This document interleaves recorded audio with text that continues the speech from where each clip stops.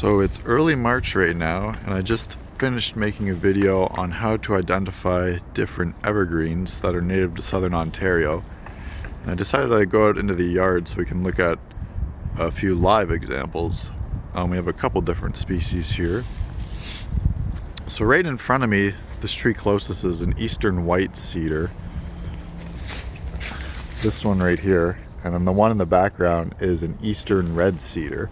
So we can look at the differences because both branches come right over here. This is an eastern white cedar. You can see all the needles are very scale-like. Whereas the eastern red cedar, there's some branches right here, it's a darker color, more bluish greenish, and you can see the blue fruits that grow on it. They look like berries, but they're fairly hard. So we can see these are also scale-like needles similar to the white cedar.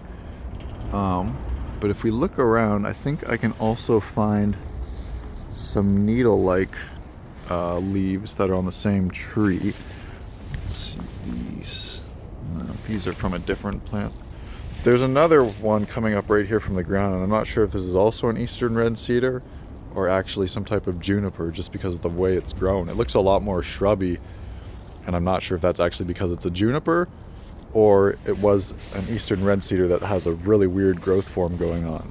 Because if we look at this one, we see both the scaly leaves as well as the more needle-like or owl-shaped leaves, if I can find some.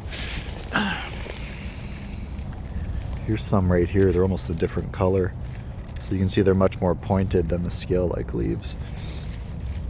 And having both on the same plant is typical of an eastern red cedar and not so much juniper, although there are some juniper species that also do that.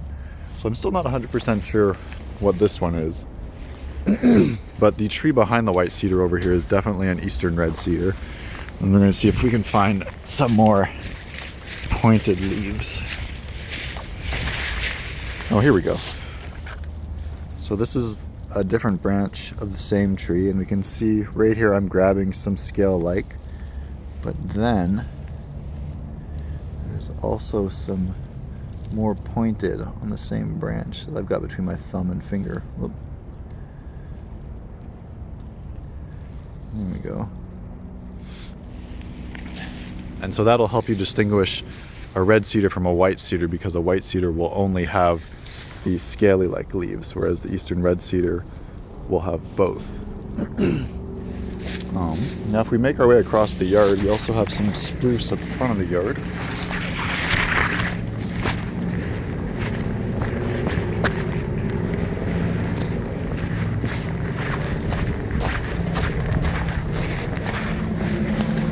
So we have two very tall spruce trees at the front. I think they're white spruce, but I'm not 100% sure.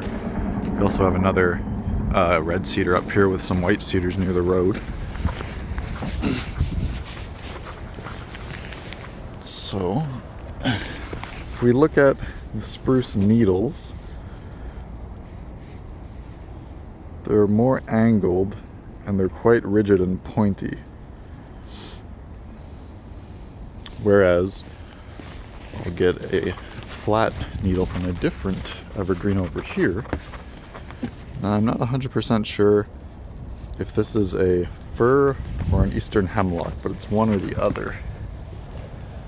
So we have the spruce needle on the left and the hemlock needle or fir needle on the right. So I'm not sure if you can tell, but these are almost flat, whereas these are a lot more rounded or squared. So you can roll it around, whereas this one, it does not roll at all. The undersides, there we go, if we can flip one over, are much lighter than the top, so that's a good indication that this isn't a U. As well as the tips aren't too pointed, they're more rounded. So again, this is probably either some type of fir or an eastern hemlock, but also keeping in mind these plants were planted and didn't occur here naturally, so they could even be something that isn't native to the area, which screws everything up. But just going off of the keys from what I have right now, the way to tell the eastern hemlock and firs apart is how the needles are attached to the branch. The eastern hemlock will have a narrow point where it attaches, whereas the firs will be thick. And this, you probably won't be able to see this just by camera. I need a hand lens to look at it more closely. But when I've used my hand lens, it looks like they're a little thicker than thin. So right now I'm leaning more towards a fir of some sort, but I still don't know for sure. This is an eastern red cedar right here. The fir or hemlock is this one in the background that comes out and around here. So yeah, these are just some examples of real life evergreens. I don't have any pines, unfortunately, to show, but we covered eastern white cedar, eastern red cedar, potential fir or hemlock right here, as well as white spruce. And I think there's also some pine cones on the ground from the white spruce. There's a lot of older ones. So we can see fairly long and slender as opposed to rounded.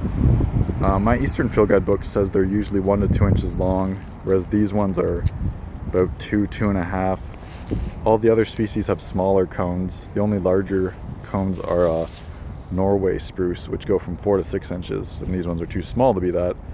So unfortunately it's not really falling into the correct measurements, but it could just be because these trees have been cultivated and aren't wild occurring, which is why they're growing a little bit bigger than they naturally would, or their cones are a little bit bigger than they naturally would be. There is a Norway spruce down the street from here. I'll see if I can show you from afar in the yard.